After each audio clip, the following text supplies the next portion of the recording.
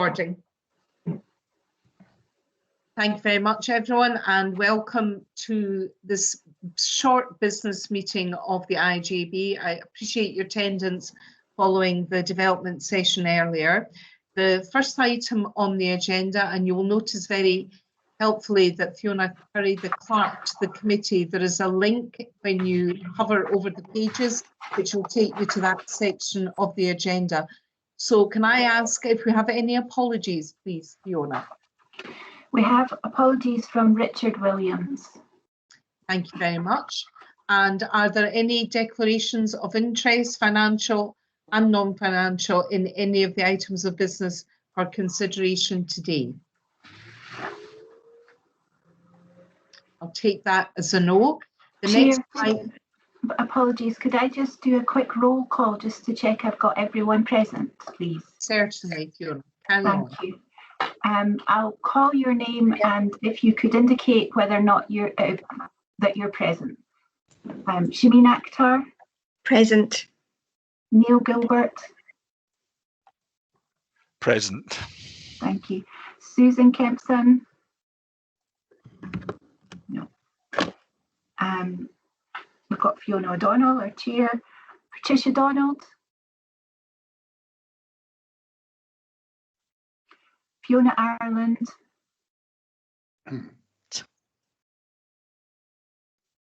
Fiona? Present. Oh, thank you. Peter Murray. Okay. David Binney. I'm here. Thank you. Gaurav Chowdhury. Philip Conoglan. Lorraine Cowan. Here. Thank you. Richard Fairclough. Claire Flanagan. Present. Thank you. Ian Gorman. Present. Alison MacDonald. Present. Thank you. Marilyn McNeil. Thomas Miller. Here. Thank you. Judith Tate.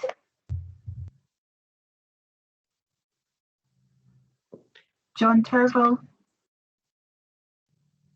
And can I just interrupt? Peter's asking if someone can invite him into the meeting. I'm not able to do that. Is there anyone who's able to invite Peter, please? Right. Sorry to interrupt, Fiona, carry on. That's all right. Leslie White.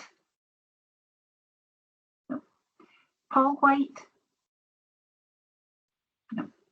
Okay, thank you. We are quoted for the meeting. Fiona, Judith Tate's on annual leave, so apologies from her. Okay, thanks, Shameen. Thank you, Shameen. Okay, so the minutes of the previous meeting, in terms of accuracy, are there any amendments to the minute, please?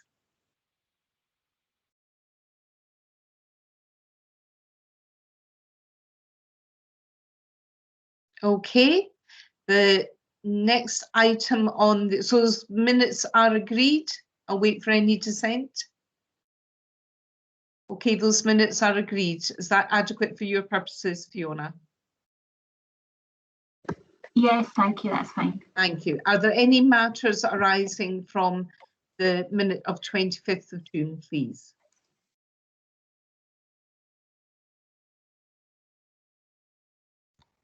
Okay, there are no matters arising. Fiona, the next item is changes to the membership of the IJB and its Audit and Risk Committee. Are you able just to, is you going to tell us what those changes are, please? Yes, I can do. Thank you. As you'll know from the report, Alex Joyce, who's a voting member of the IJB, has retired this month, and so his replacement has been nominated as Richard Williams. So the IJB is asked to note the replacement because it is for NHS Lothian to nominate and to appoint the voting members that they choose. Secondly, Alex was also a member of the Audit and Risk Committee, and therefore we need a voting member replacement for him that also has to be an NHS Lothian voting member. And thirdly, Sue Kempson, who's currently chair of the Audit and Risk Committee, has indicated her desire to step down as chair. So we are inviting today nominations to replace Alex as a member of the committee, and also nominations to replace Sue as chair. And the nominations for chair must come from the members within the committee.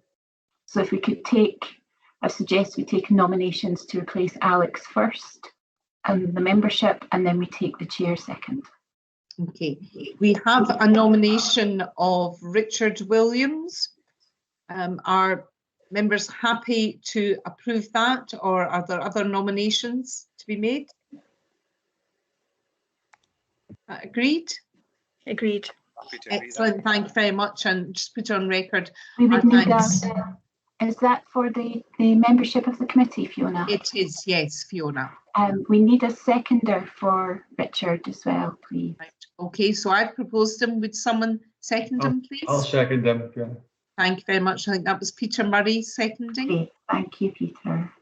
Okay, and we'll return to the recommendations at the end. And so the next is for replacing Sue as chair. And I've actually, well, Peter has spoken to Tricia Donald. So I would like to nominate Tricia as the new chair of the IJB. I understand she's not, of the Audit and Risk, sorry. I understand she's not going, if only, she's not going to be able to attend and chair the first meeting. So Sue unfortunately isn't on the call, but the plan would be to make an approach to her to chair that meeting. And I think just to ensure a quorum, Fiona, your suggestion that Tricia, could she nominate someone? If she were on the committee, yes, but we would need to appoint her to the committee before she could be nominated for chair. Okay. So, I mean, what we can do is we can increase the membership of the committee if we wanted to. But if we're appointing, which seems to be the case, Richard Williams to replace Alex Joyce on the committee, the chairmanship of the committee would need to be either Richard, Fiona Ireland, or Sue Kempson. Right, it couldn't be anybody from out with the committee. Right, I think there's maybe been a bit of confusion here. So Richard Williams is the replacement for Alex Joyce as a voting member for the NHS on the IJB. Yes. Yes, right. Yes. And then we're talking about the chair, right, the Audit and Risk Committee of the IJB, and the nomination I have put forward is for Tricia Donald. I think we'll maybe, if there are issues, if we've got concerns about a quorum at that meeting, I think we'll deal with that in the interim.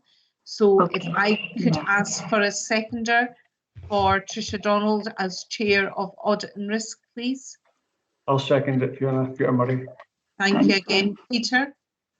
So is that agreed then that Tricia Donald will be the new chair of the Audit and Risk Committee? Agreed. Great. Okay. So in that case, the recommendations at point 2, those are all agreed by the committee. Okay, though now I'm looking at the recommendations. Sorry, I'm moving between my screen and the agenda. We also need to consider nominations to appoint an NHS voting member to replace Mr. Joyce on the Audit and Risk Committee. So that is the further place that is vacant. So that would be Tricia, if we're appointing her as a member and also as chair. Right. Okay, yes, because I beg your pardon, because Sue is continuing as a member of the committee. Thank you very much. I deeply regret now this is being recorded and broadcast. But never mind. We'll try to do better, I think is the mantra for the day. Okay, that concludes this item of the agenda. If you just bear with me, I'll go back to the top of the page to look at the agenda.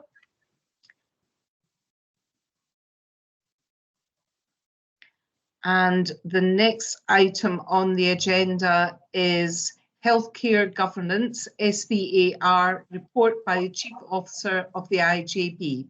Are you giving this report, Alison? No, it'll be Lorraine Town, the chief nurse, because she sits in healthcare governance, so Lorraine's going to take us through it. Thank you very much. Okay, over to you, Lorraine. Okay, this particular report follows from a previous report of September last year, and it provides an update on the delivery of healthcare governance across East Lothian Health and Social Care Partnership. The committee is recommended to accept the delivery of healthcare governance arrangements across East Lothian, which provides us with moderate assurance to the committee members. It notes the trends in performance. It notes that the East Lothian Clinical and Care Governance Committee is well established as a subcommittee of East Lothian IJB, and it accepts that the East Lothian Healthcare Governance structures allows us for early identification of risks and to mobilise actions to be put in place where possible to remove the risk and reduce the risks. As we're all aware, East Lothian serves a growing and increasing ageing population across a wide geographical area, and it's one of the fastest growing populations in Scotland. And the rural settlements in East Lothian provide us with some.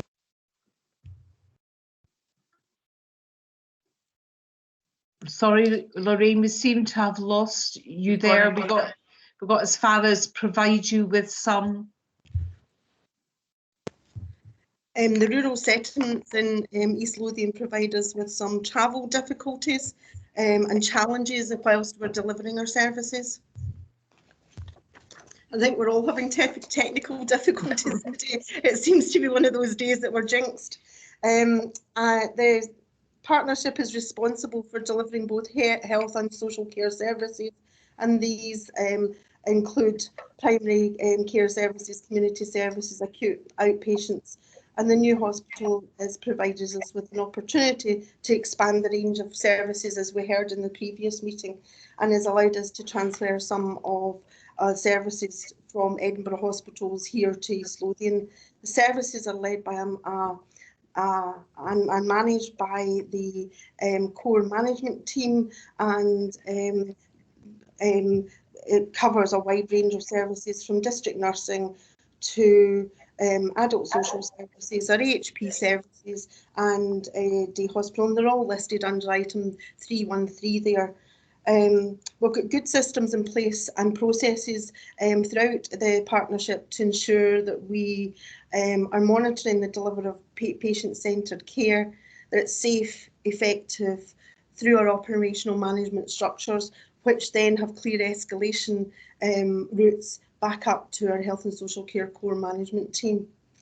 The East Lothian Clinical and Care Governance Committee, which is chaired by Fiona Ireland, and I'm the sub-chair. This group was originally set up in 2018, and the group originally met monthly. However, pre-COVID, we moved to meet quarterly, and that group seeks the assurance from all operational managers and colleagues on the quality and safety of the services that we provide, and it provides assurance to patient service unit users, clinical and care staff, and members of the IJB, and it focuses on a wide range of things from delivering patient-centred care to shared learning, improvements, our professional development, safety, our escalation processes, and most importantly, how effective we're implementing our health and social care standards.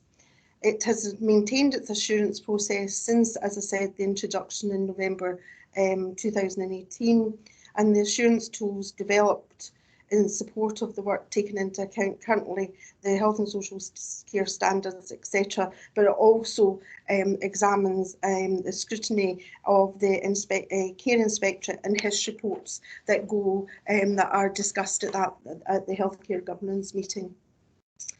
The process for the healthcare governance meeting has been something that has developed over time, but essentially the service managers complete a monthly assurance report that's sent to the general managers, who in turn collate all of those and highlight a number of areas, and the General Manager submit a summary report which is discussed on an exception basis at the Clinical Care Governance meeting. And the agenda is fixed, and we go through many areas such as performance, areas of concern, compliance, improvement and general trends, and we just discuss them as a committee. And we also invite service areas to come to the Healthcare Governance Committee to actually present to us in relation to their services. And we've had a number of presentations from areas such as mental health, substance misuse, ongoing care, adult resource centres, criminal justice and adult protection. So there has been a wide range of presentations from across the partnership. And although the scheduled meetings have been disrupted during COVID, they have recommenced again in June or July, if I remember rightly. We also, the information completed from the service governance profiles completed by the General Managers not only highlight areas of concern, but they also highlight good practice and existing assurance processes and gaps, so that we can be clear if there's any issues or risks that we need to address. The outcomes are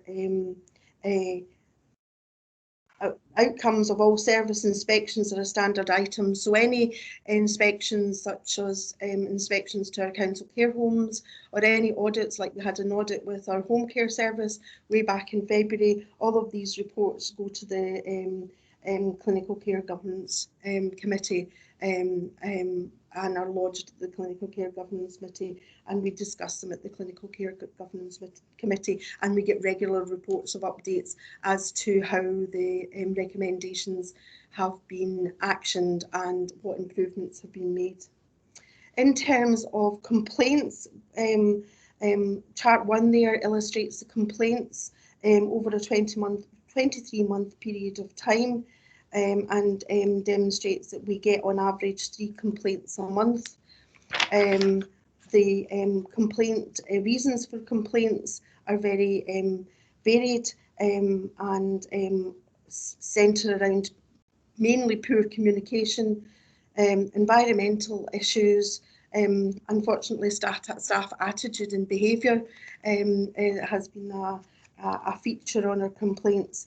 And as the chief nurse, I do encourage the staff to contact the complainant and have a discussion with them to see if we can get an early resolve to the complaint and provide good communication rather than sending a letter back that perhaps spurs on additional or more questions or more information. So we try very hard to engage with our communication as clearly as possible and follow up with a response to the complaint.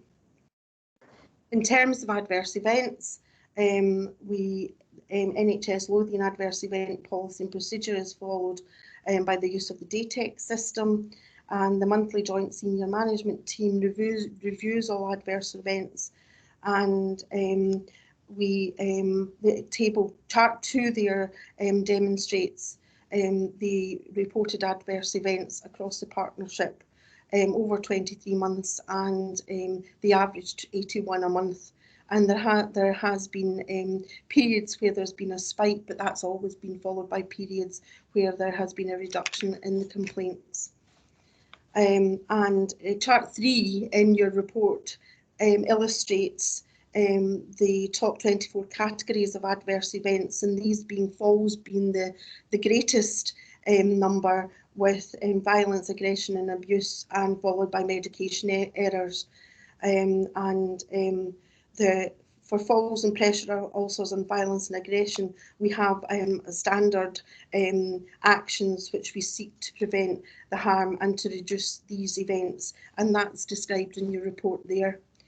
Significant adverse events with serious harm have fluctuated since August 2018 to July 2020, with major harm and death being 1 per month and moderate harm being 2 per month. We've put a procedure in place described in diagram 1 and diagram 2 in East Lothian, so that we are in a position to continuously review our adverse events, but more importantly, ensure these are investigated in a timely manner. So we have a twice monthly significant adverse events meeting. I chair that meeting, and all the service managers and clinical nurse managers attend that meeting, and we invite charge nurses, team managers and other people to the meeting to go through the significant adverse events, 1, to give them support, but 2, to make sure that we are concluding those adverse events as quickly as possible. And that has proved very effective, but it also provides some good learning locally for the charge nurses and team managers in particular. The drug-related deaths, a report for 2019 is not yet available, and that's due to ongoing challenges with toxicology, and that's certainly something we're seeing in our fortnightly meetings, that reviewing some unexpected deaths, etc., is taking some time, because the toxicology is taking sometimes in excess of 8 months to come back. In terms of drug services and actions implemented in East Lothian, we have seen, as I'm sure we've seen in many other areas, an increase in the availability of illicit benzodiazepines, and the MELDAP service and other partners have shared intelligence about this, and there has been a number of actions put in place, from preparing a wide distribution of leaflets and other things to raise awareness regarding the selling, for the want of a better word, of illicit benzodiazepines in East Lothian. And MELDAC has worked with our public health to finalise a draft health needs assessment. And you'll see there's a vast number of other actions that have been done by the Substance Misuse Service, MELDAP, and their mental health services in relation to drug-related deaths and self-harm. Within the services we provide, primary care is continuing to develop its service arrangements in line with the new GP contract, addressing the pressures that we continue to face regarding, and we're growing our primary care teams. As COVID took play hold in March, as we all felt, we have been supporting practices to change their arrangements for our patients, to obtain sufficient and suitable PPE, and to provide buddying arrangements for their neighbouring practices. And certainly the creation of the PPE hub in East Lothian has been a very successful element of supporting our GP surgeries, our care homes, and all our other services across East Lothian. And in terms of primary care, there's been planned primary care work carried out in East Lothian in relation to the primary care improvement plan, which is due to be reviewed. And East Lothian Health and Social Care Partner, we continue to take a whole county approach to primary care, developing our development and making our decisions and prioritisation work based on our objective assessment of our needs of our county in line with the IJB strategic plan. In terms of GP sustainability, it remains that we have no closed GP practices, practice lists across East Lothian, and the GPs are active members of several working groups, the Primary Care Change Board and other groups, to develop the services and take GP sustainability forward. In terms of our other primary care services, we've got the Quick Service. It's been renamed over early 2020. It's a very successful service, and during COVID that was repurposed to become the COVID Assessment Centre during the initial pandemic. However, that's no longer necessary, and the service is now gone back to being accessible for 20,000 patients for the Riverside practice. And during COVID, they changed their practice, as many other people have done, and they have gone to a telephone service rather face-to-face appointments, and certainly they're going to continue that post-COVID because it proved very successful. And the care measures for Quick are showing that there is a very high level of patient satisfaction. As we heard in the previous session, the development session, we've got the creation of the community treatment care services in East Lothian, and that has developed for 3 practices, and that will be rolled out across other practices.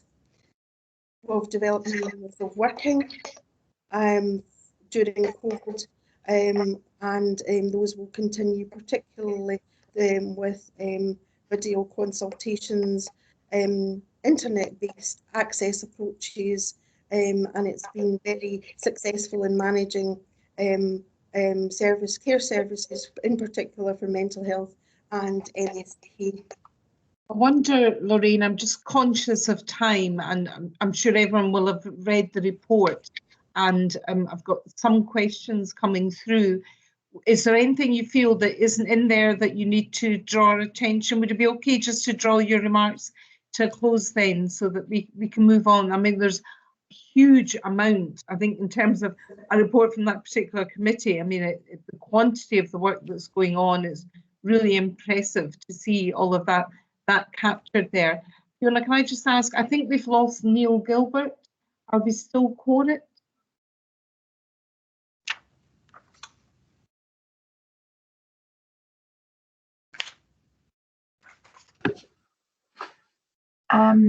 Not without, oh no, yes, we are still quoted, yeah. Yeah. Thank you, I just wanted to check that. Right, so if I can open this up, I think we'll just have questions and comments together because they kind of overlap, and if I can maybe be a bit greedy and go first. I mean, I think it's disappointing that those drug-related deaths figures, I know it's not you, Lorraine, are not available, because given the growth we've seen, it would have been good to kind of know where we are. I wanted to ask about the flu vaccine and what plans are in place for delivering that in East Lothian. I've seen a lot of great adverts on social media for vacancies, how recruitment is going. It's lovely as well seeing people joining the team, but just have an indication of how easy we're finding it to fill vacancies so that we can progress with all these innovations. And I'll leave it, I won't be greedy, but I think just in generally as well, in terms of primary care, I think there's a lot of anxiety out in communities, people having to more and more self-manage their condition, the challenges of having to queue outside a medical practice for an appointment when the weather's been pretty horrific some days.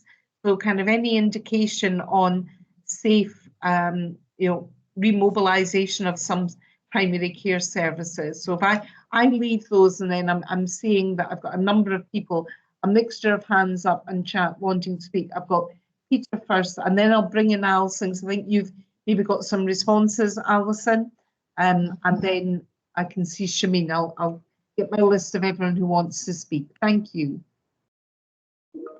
Thanks, Fiona. I'll try and be brief. I think Sorry, Peter, I was going to let them respond to mine first. Sorry. Yeah, so Lorraine and Alison, I don't know if the two of you want to pick up on those questions, please. Thank you, Peter. Lorraine, you're on mute, but I'm happy to. Apologies. I can certainly give you an overview of the flu vaccine programme. There's been a lot of work done on the flu vaccine in terms of the 0 to 5s. There is a programme being developed to deliver that starting at the beginning of September. In terms of the flu vaccine for our care homes and our staff, there has been an extensive programme developed by the care home team starting at the beginning of September for 6 weeks to vaccinate all the clients in the care homes and the staff. And in terms of our staff, both in social care and in health, there will be at the beginning of the week an extensive programme coming out to everybody outlining the venues and the process for which we will deliver the flu vaccine to all of those groups. And there has been, I know Jamie Hetherington's been working on a very clear programme with Krista in relation to how we deliver all of the other flu vaccines to those in our community, and there has been dates set across the county to deliver those. So that's the flu vaccine. In terms of recruitment, in terms of nursing recruitment, we have been very successful in actually getting 7 people from the last cohort of student nurses. We do have some pressures within our district nursing over the next 2 years. We've got a prediction that half our district nurses will retire, and we have identified having more funding within nursing, another place in the district nursing course to allow us to be able to recruit to those posts, but we are trying very hard. A lot of our district nurses are retiring and coming back part-time. I'll let Alison come in with her update. Thanks, Lorraine. That was really helpful. I'm not going to do primary care and the wider flu programme because I'll let Ian come in on that because he's been involved in the detail of what's going to be delivered by practices and what's going to be delivered by us and how that will happen. So I'll let Ian do a quick overview of that. I just wanted to say one thing, and it may come up as a question. There may be a question about why is it all about health. It's just to say, while our clinical and care governance looks at the whole health and social care partnership, this is a requirement that we produce this paper for healthcare governance. And last year it went to healthcare governance before it came to the IJB. So we felt it was important that the IJB got sight of this before it goes to the healthcare governance committee at the board. So that's why when you see the main report, it is all about health. The other thing to say on recruitment, I have to say we're doing really, really well on recruitment, where certainly our AHP services, Leslie's gone off the call, Lorraine's told you about nursing, we've been very successful, but our AHPs, we're getting a significant number of OTs, PTs applying for the jobs. In fact, I think it seems that they think East Lothian's a good place to be. So fingers crossed we'll keep at that. So we have been recruiting well. We don't have any issues with that. So, but I'll go to Ian because I think you would be interested in the wider flu programme and what's going to be happening in primary care. Thanks, Alison. So just to update on the wider flu programme, the over 65s in East Lothian, the flu vaccinations for over 65s will be delivered by the individual practices. Our plan this year had been to deliver under 65 at-risk patient flu vaccinations, and there's been some backwards and forwards on that, but we are now in a position to do that. What we're negotiating with our GPs is that because GPs have delivered flu vaccines for so long, they already have very good administration processes in to contact patients to recall them, and it's very important that once you've had your flu vaccine, it's actually back in the GP record that you've had it. So although you will deliver it, we've been negotiating with our GPs locally around them supporting us with the administration of it. So we'll deliver, and as Lorraine quite rightly says, there's dates set for under 65 flu vaccination for those at risk.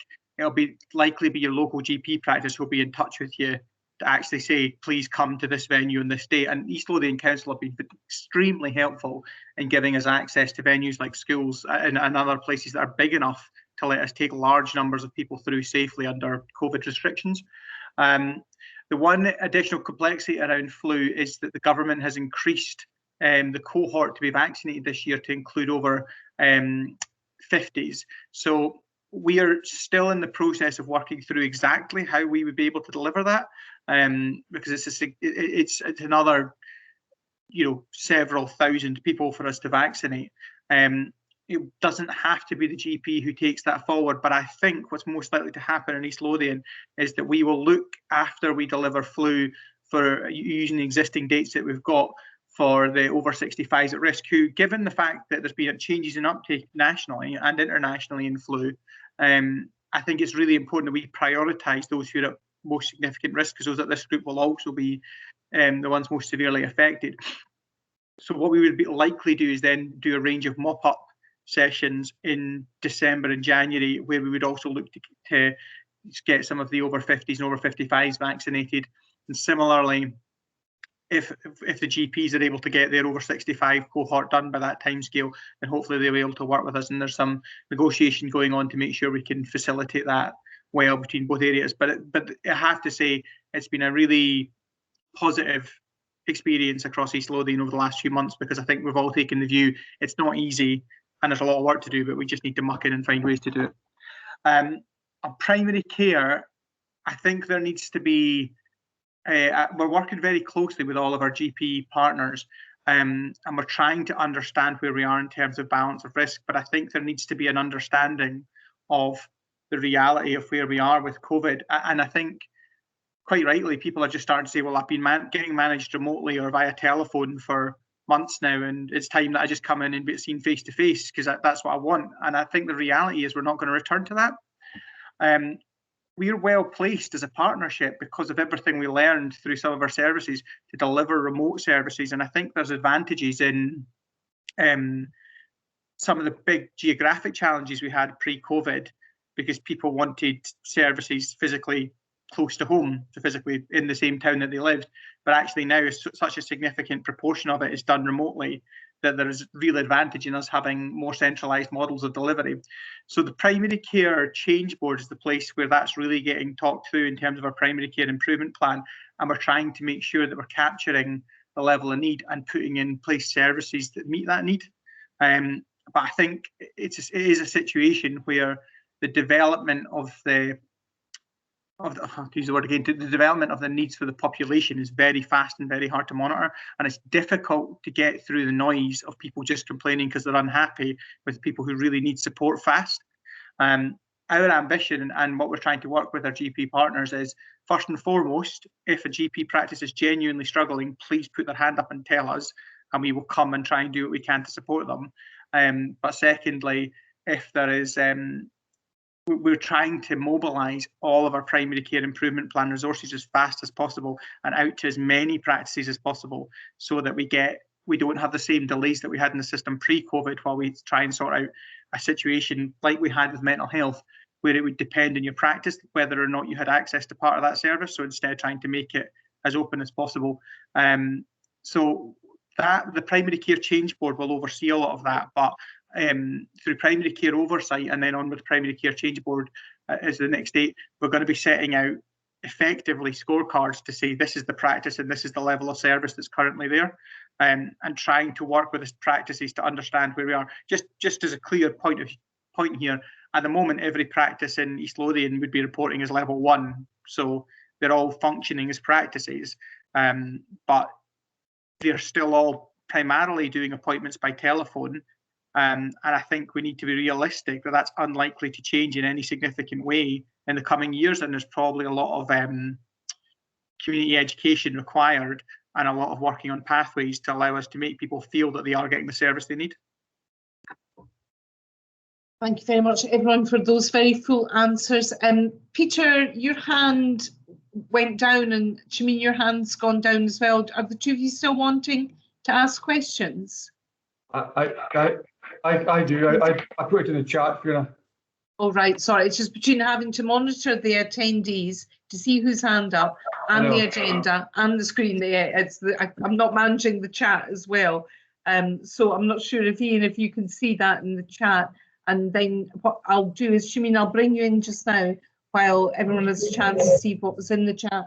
And then I know I've got Fiona Ireland and Neil Gilbert waiting to come in. Okay, thank you. And where possible, if I just ask, I'm conscious of time, 4:10, if we keep the responses as concise as possible. I know there's good news to tell. I didn't put my question in the chat, I just put an indication to speak. Right, okay then. Okay. Right, in that case, I'll take Peter first, as he was first, and then I'll take you, Shameen. We'll take those two questions together. Thank you, Peter. I'll be very quick. 3.44 in the report about the aggression and violence. I think we should note in a minute that as a committee we've got an absolute zero tolerance to that, and no circumstance should be ever present that we would accept that. So I just wanted to note that by way of a comment. 3.6.10. I think you should celebrate that a little bit more. It seems to me that that's a pretty good response, and we should perhaps make a bit more of that in terms of the success that the 40% reduction in prescribing seems to suggest. So I wonder if we couldn't just acknowledge that at least. Final point, 3.10.2. Alison or Ian, does that require a direction to get that resource bolstered in the way that it speaks of in 3.10.2? And whilst you're looking for that, my final comment is, although Lorraine did cover it very well in her input, I wonder if it wouldn't be helpful for other members if the improvements that you've incorporated as a result of what you've done and the findings that you've obviously concluded over the period of time the report applies to, if they couldn't be summarised. Sorry, I missed that.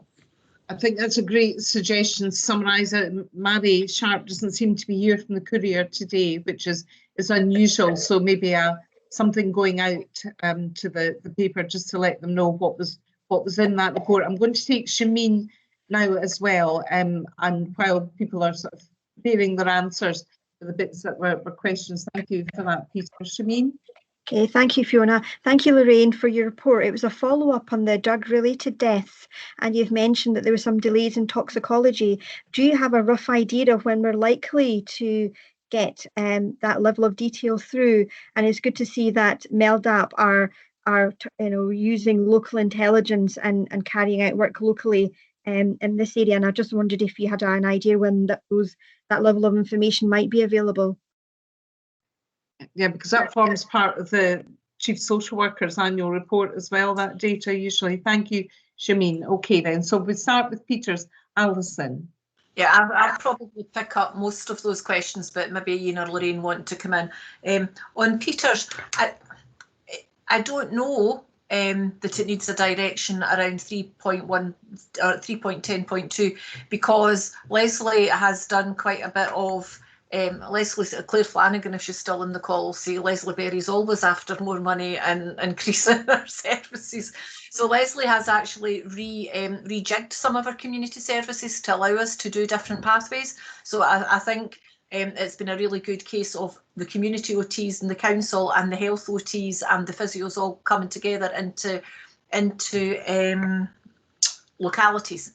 So there's been a whole change in the way that they've worked. So rather than being set in separate areas, that we've got east, west and central. So that's allowed us to do some of that work. We will require, that's one area that we probably, as we look at the pathways that come out of the scheduling, unscheduled care work, and we look at respiratory and MSK pathways in particular, that we would be looking for some funding to increase that from the central pot.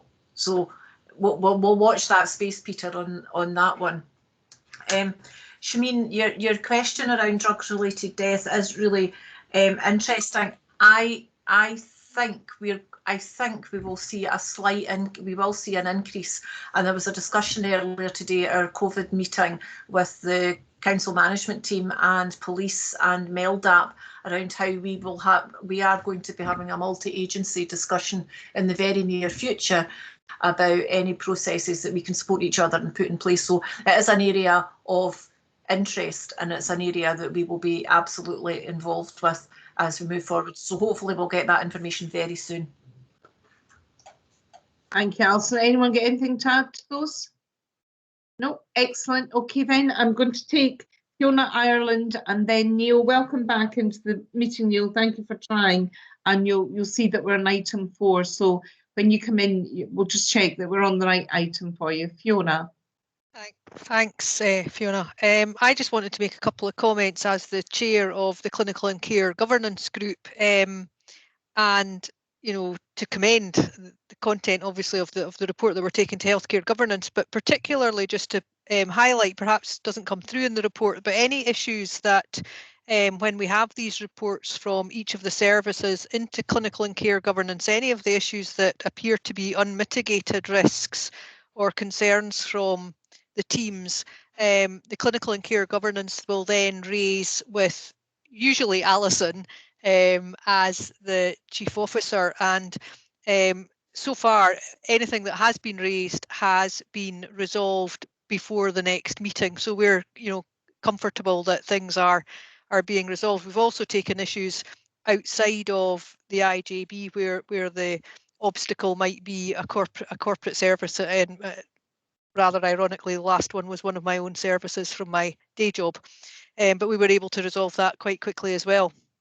The other thing just from clinical and care governance is the responsibility around care homes, and that's a new element that we're now reporting into healthcare governance as a requirement following the 17th of May, 18th of May accountability shift there. And I think it's really worth, and I wonder if we are flagging this enough in the report, that actually East Lothian was very well placed to support the care homes through COVID.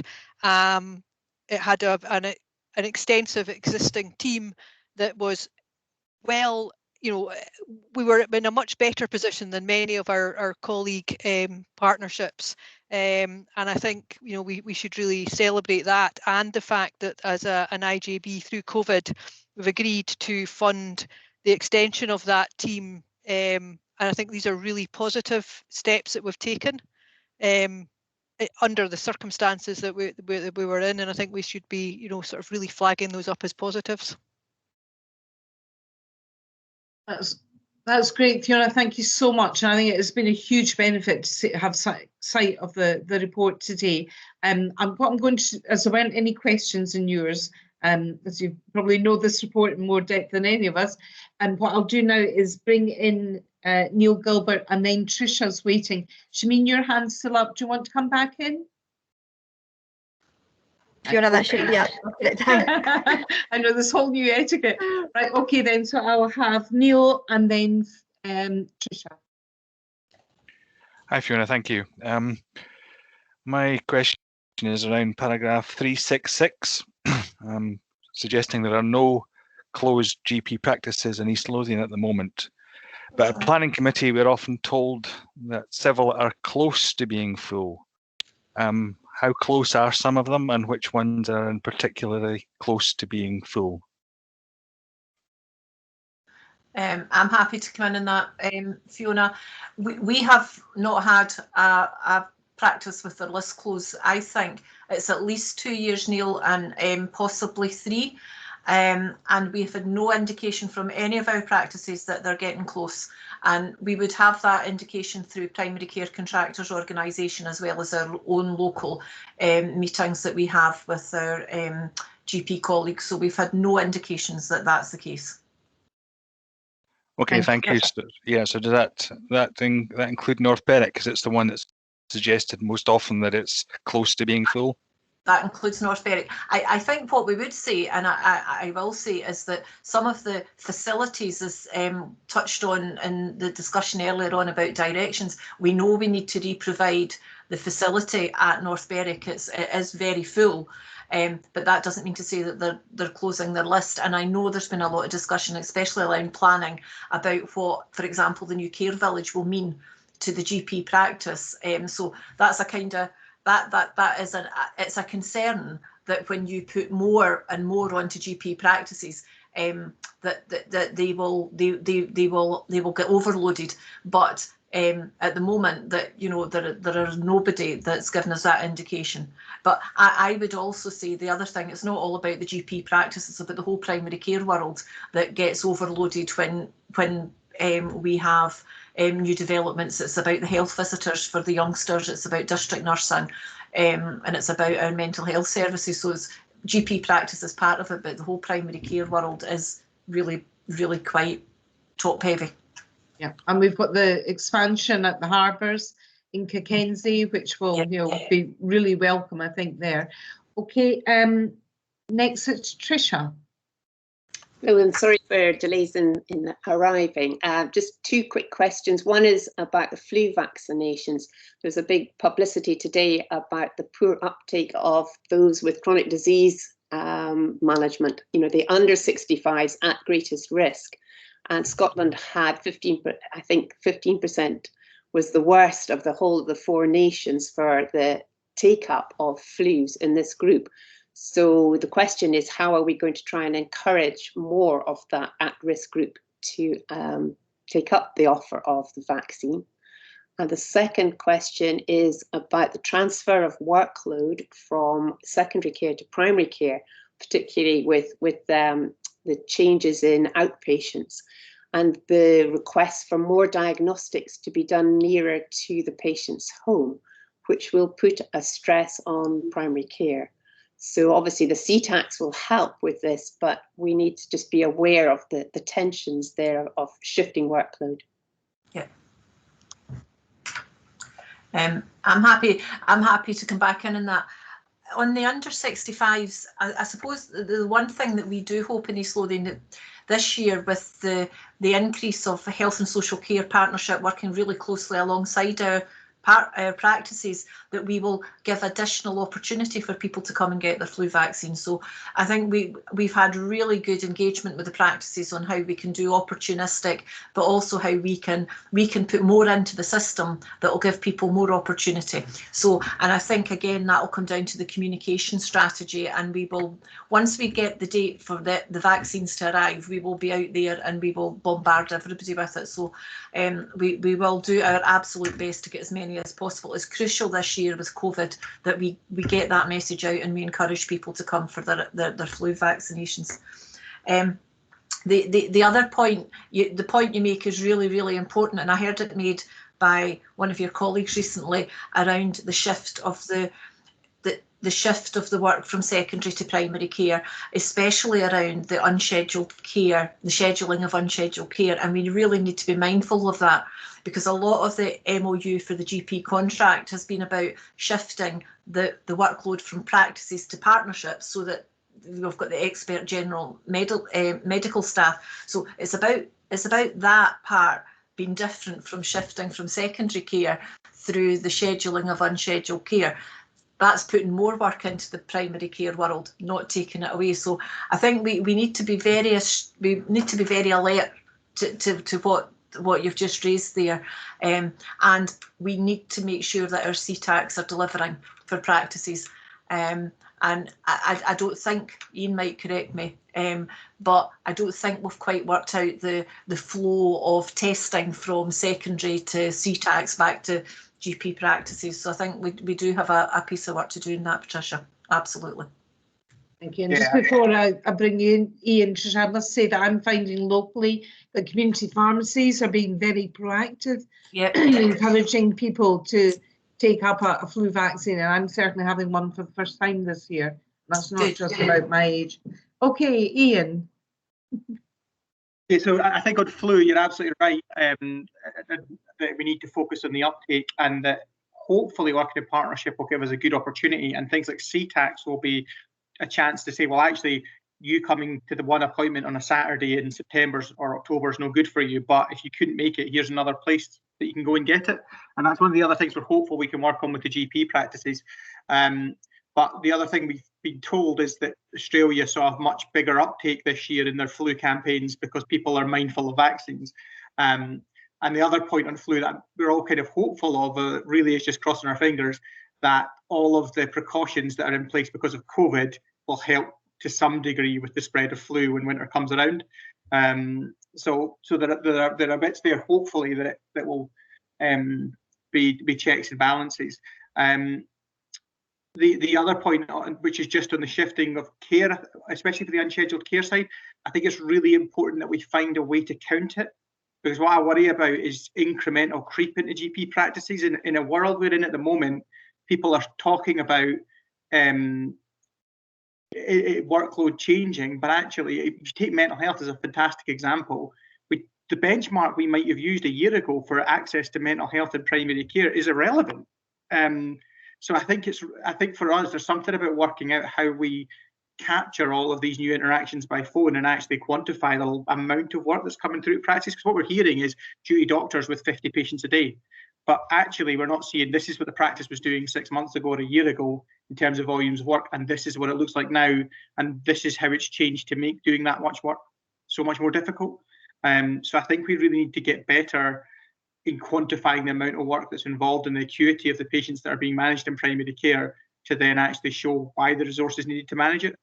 Because acute's very good at that, and we're not in primary care. I think that's just honest. Okay, thank you very much for that, Ian. If I can now refer you to page 15 of the report and the recommendations there, are members happy to accept those? Agreed.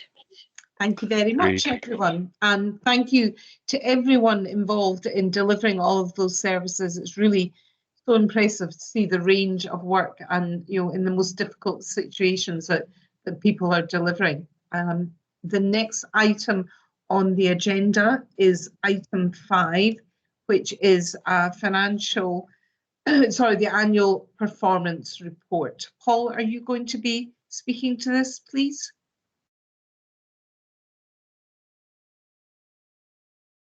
I am. Can everybody hear me? Great. I'm very conscious that we've spent a long time on that important item.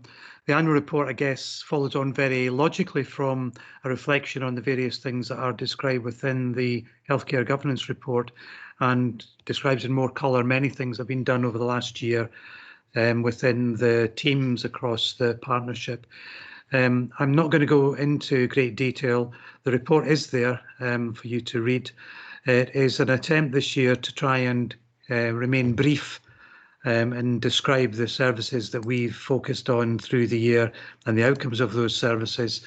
It covers a range of things that we do, some that are decided on by external factors, some that are under our direction, and I think we can give a very good account of the work that's been done during the year from the 1st of April to the 31st of March, because the annual report that we are discussing is the one for last year, for 2019-20. It would ordinarily have been produced by the end of July, but because of COVID and the focus on responding to the outcomes of COVID, that report was parked and has been returned to recently. That's been done with the full knowledge and permission of Scottish Government colleagues, because the Coronavirus Scotland Act, as is detailed in the covering paper, does allow for postponement of usual reporting processes. And indeed, IJBs across the country, I should say, have taken decisions on either trying to pursue the 31st July deadline date or suspending it up until the new deadline of the end of September, and we fall somewhere between those two if you agree that the report should be published on the 31st of August as recommended. The annual report you have is in a summary form in terms of the words. It's also had to, because of IT limitations, have a number of illustrations and tables stripped out of it. They will be available when it goes online, but because of email restrictions particularly, it wasn't possible to pass the report across in its full form. So there will be a version available which you'll be able to see. There is, however, some new circumstances we have to comply with this year, and that's to do with new legislative requirements for accessibility, and that's described under the assessment box in the covering report. We need to now look at the ways in which we used to publish reports and make those better for those people who've got access needs. And the old way in which we would write a report in basically paper form and then have it converted into PDF and then put onto the website is no longer permissible, because these PDFs can't be read by screen readers and such like. So what Jane, who's the prime author of this report, will have to do after this meeting is take the version that you have, which is designed to be a print version, and then disassemble it in order for it to be available online through our web pages. And that's no small task, as you can imagine, but it does at least mean that we will be reassured that people can find the document online and can interact with it, even if they do have a visual impairment or other communication needs. The other thing to say about this report is it's fairly unique in that the last month that's described in the report was really one where we were looking very much at this current year that we're in because of COVID, and for that reason every section of the report has a small reflection on what we started to do about COVID in March for the remainder of the 2020-21 year, and that will of course be reported on further in documents that are required and have been produced for a variety of purposes, and it will figure greatly in the 2020-21 annual report. So we are talking about a report for last year, but we have, for reasons of COVID, described a little bit of what we started to do to respond to COVID in the previous year. So in closing, I would ask that you accept that the delayed report and the account it gives of performance across the last year is acceptable and can be published, and that we have, as I've just said a little bit about the COVID-19 actions in order to help the public understand where we started to refocus our attentions towards the tail end of last annual report period for the purpose of setting things in train to meet the various demands on us during this current year. Thank you. Thank you very much, Paul, and to Jane as well.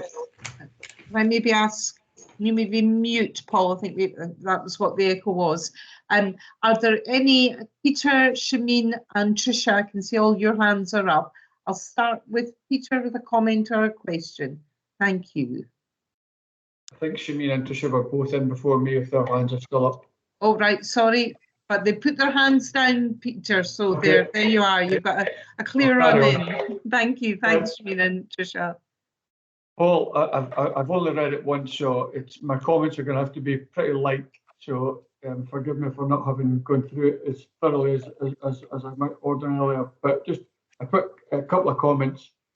I wonder if in the second paragraph in the foreword, if it's appropriate, could we get the use of directions in there that would perhaps suggest that the reason that all these things happen is because you directed NHS Lothian to do them. If you didn't, then clearly you can't say it. If you did, then I think it'd be useful to say it in there. I wonder, just through the whole report, if there shouldn't be more emphasis on the integrated teams. I think from what I hear described by Alison and others, that there seems to be a lot of effort gone into. And I think we need to celebrate that a bit more and just acknowledge that has happened where it's happened. I like the summary of SDS. I think that's very helpful to see that. It's going to become arguably a more prominent issue. It's maybe something we'll need to return to by way of discussion. And just hopefully not a flippant comment, but the chart on page 58, I think it maybe needs to be modified a little bit. It looks like a child's squiggly line.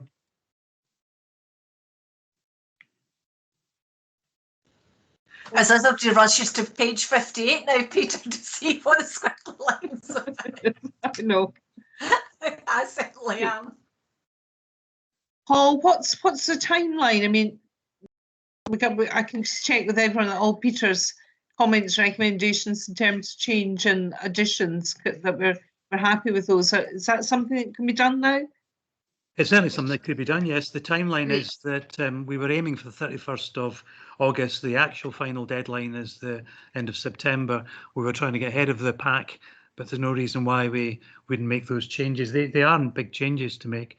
One of the problems, for example, with the squiggly line chart is that some of the definition has been lost because the tables had to be saved in a very truncated form so they could be passed over by email. So that can be a better definition and enlarged in order to show more detail, or indeed extra labels added if it's not clear what it is it's trying to show. The integrated teams question is an interesting one, because I guess we've integrated a great deal of stuff in the last 6 months by necessity, and we were on that journey already, so we would be able to make more reference to the teams integration journey as far as it was up until the end of March, and our ambitions to go ahead. And indeed, directions can be mentioned. It's of course Fiona and Alison's forward, so I'd need to check with them that they're happy for me to edit what it is they've said. So yeah, there's nothing in what you say, Peter, that isn't possible to do fairly swiftly. I'm saying that, of course, without knowing whether Jane is shaking her fist at me. I think she's left the call. I think Jane is now under her desk. I did have one quick final comment, Fiona, so I just missed it. It's very quick. The best value page. I just wonder if that's a bit too technical about procurement, Paul, just generally. Maybe it could be a bit softer in how it's describing what procurement and best value means to the potential reader. Mm-hmm. Great. Okay, thank you very much for all that. Alison, did you also want to respond? I just wanted to say, I don't think we should be as focused on getting it in on the 31st of August. I think we should, even if it goes in halfway through September. It was late coming out, Jen, I apologise for that. If people now get a chance to have another look through it, if you've got any comments, if we could perhaps have them back by the end of next week, Paul? Yeah, that'd be good. Because yes. I think, you know, that you may want to have other comments, and we're quite happy to take them. We might. So please, we won't push to get it in on the 31st of August. We'd rather you got a chance to put more comments in. So please come back to Paul. Yeah. Thank you very much for that offer, because I think we do want this as much as possible to do justice to the efforts of everyone working in the partnership. So thank you for that. If there are no further comments or questions in relation to this report, I can't see any. Are you happy to accept the recommendations on page 45? Is agreed? Agreed. Excellent. Thank you very much. Sorry, I've accidentally muted. We now move to a verbal report with a finance update, which I think, although we had one at council, I think it's really important that the IJB also has, including the health, an update as to where we are. So Claire, are you with us to give us a report? Yes, I'm here. Conscious of time, so I will be pretty quick in terms of this verbal update. So as you'll note, there's no formal finance report given the complexity of the financial reporting due to COVID. You'll understand that it's not straightforward and it's challenging for both partners understanding the financial position in terms of what is the core position, what is the costs associated with COVID, and what are costs and projections associated with mobilisation and more recently remobilisation. Q1 forecasting is not formally concluded across both partners, but we are linked into what their draft position of the IJB looks like. And for the first 3 months of the year, the IJB is significantly overspent, and we have incurred significant costs associated with COVID, both additional costs and loss of income. So in terms of where we're going now, the next meeting of the IJB, we're hoping to bring a formal report and have a more robust finalised Q1 projection for the IJB. And I suppose just to give assurance in terms of we are linked into all the reporting arrangements. We do routine reporting to Scottish Government in terms of trying to track the COVID costs, track the projections in terms of mobilisation and remobilisation to support the flow of funds coming through to support these additional costs. Thank you very much for that, Claire. And I'm also conscious as well, I don't like describing people as high tariff care packages, but we also have a number of those which are going to put pressure on the budget coming forward. Alison, did you want to add something to that? And then Peter, I just wanted to ask Claire a question. Now I can see her go, no, don't.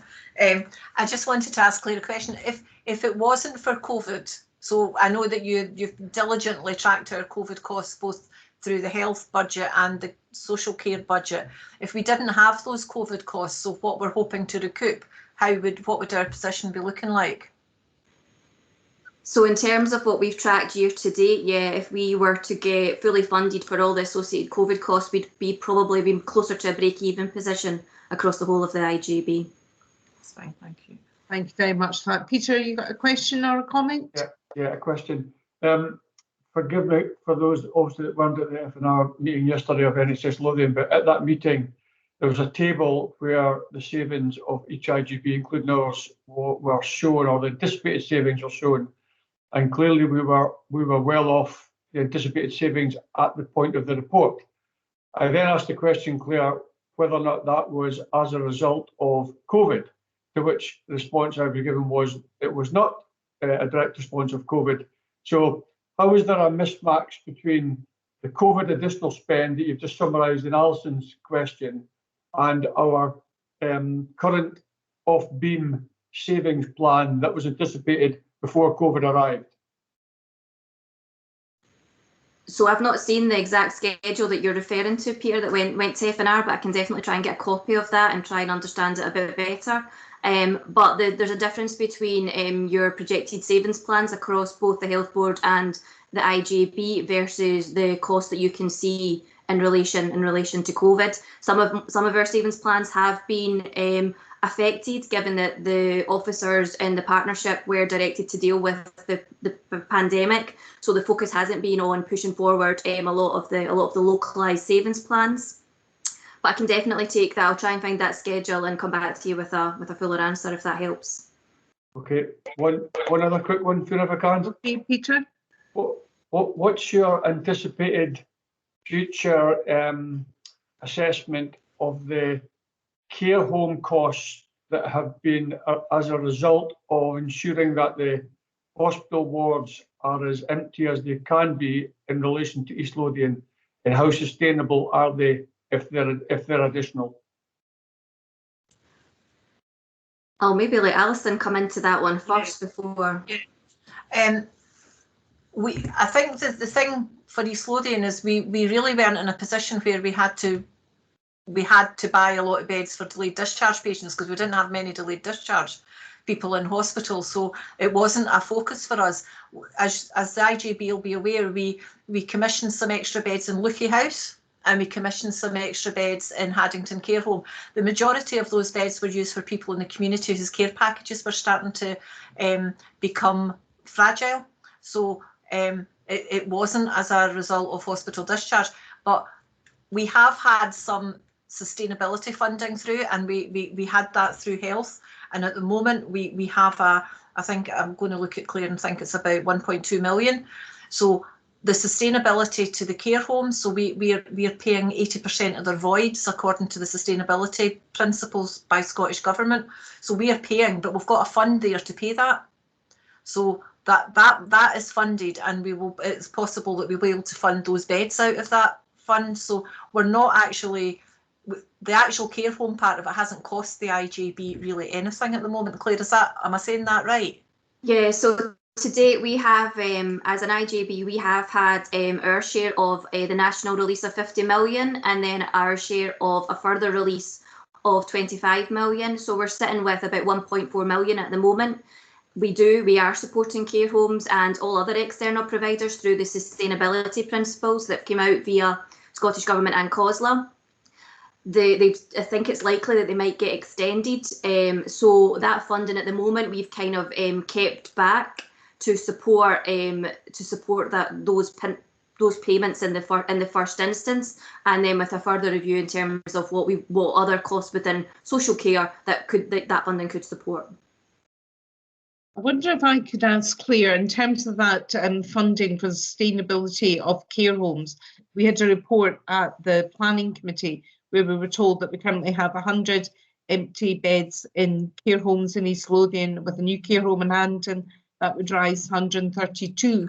So how long does that money going to last to sustain care homes, because we are not going to fill those beds in anything like the short term. I don't know if we predict people coming from outside East Lothian. So that was Fiona.